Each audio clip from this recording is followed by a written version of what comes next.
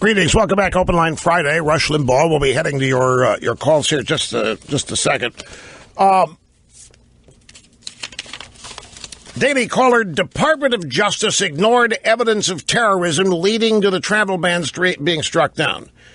Now, I'm going to deal with some of the legalities of this, but then again, this really isn't the legality. This is the point. These judges at the Ninth Circuit and this Judge Robart sitting there reviewing the Trump executive orders. Well, I don't see any evidence that any people from those 7 countries have committed acts of terrorism. I don't think So what? That doesn't matter. You don't get to decide that because you don't have the intel. You don't get the briefings, Judge Robart. And neither do these 3 or the whole committee out there on the Ninth Circuit.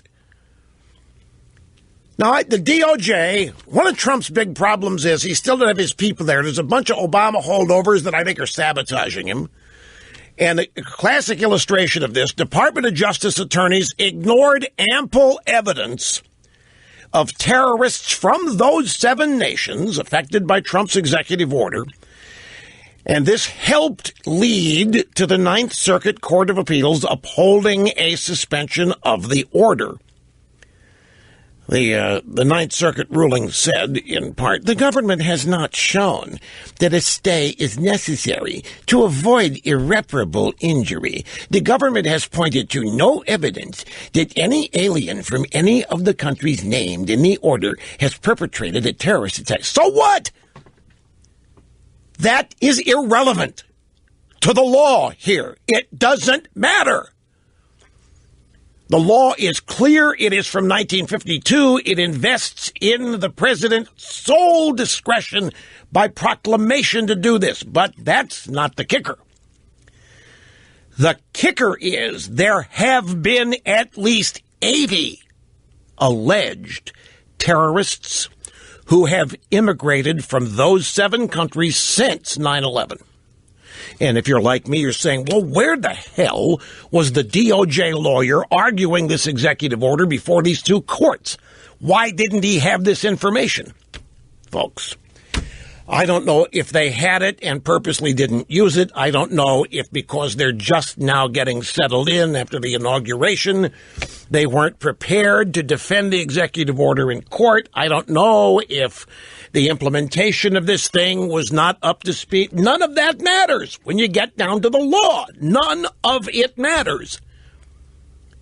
And even if there had not been 80 different terrorists get into this country from these 7 countries, which there have been, even if there hadn't, it doesn't mean that there won't be. And it doesn't mean that the administration doesn't have intel showing that they're trying to. The courts can't possibly know any of that. That is why, among many other reasons, they are not constitutionally charged to police national security. But this Judge Robart, presumed to know more than the president, presumed to care more than the president, and presumed that the president's stupid. The Ninth Circuit, all they had to do was back up Judge Robart and make the same conclusions. But what's going on here is all 4 of these judges, Robart and these 3 judges at the Ninth Circuit, are simply Trump opponents. They were not acting as judges. They got the cover of acting as judges because they work at courts. But they are left-wing activists. It's no different than Donna Brazil. These 3 judges are no different than Paul Begala or James Carville sitting on these courts. That's exactly who they are. Or Matt Lauer, or take your pick of any drive-by journalist. That is what we're dealing with. Yes, they've been to law school. A lot of good that's done anybody. They have been to law school, and they have served on various lower courts, and they have distinguished themselves with their judicial writings and blah, blah, blah, blah, blah.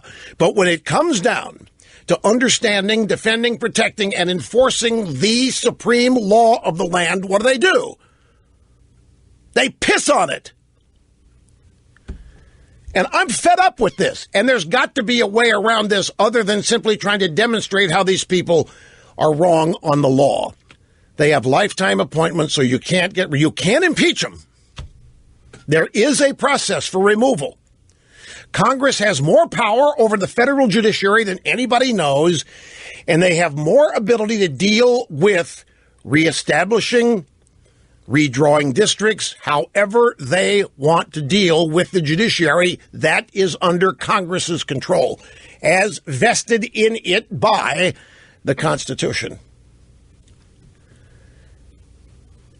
We're not dealing with judges here. Well, fine point. Yes, they're judges, but that's not why they're there.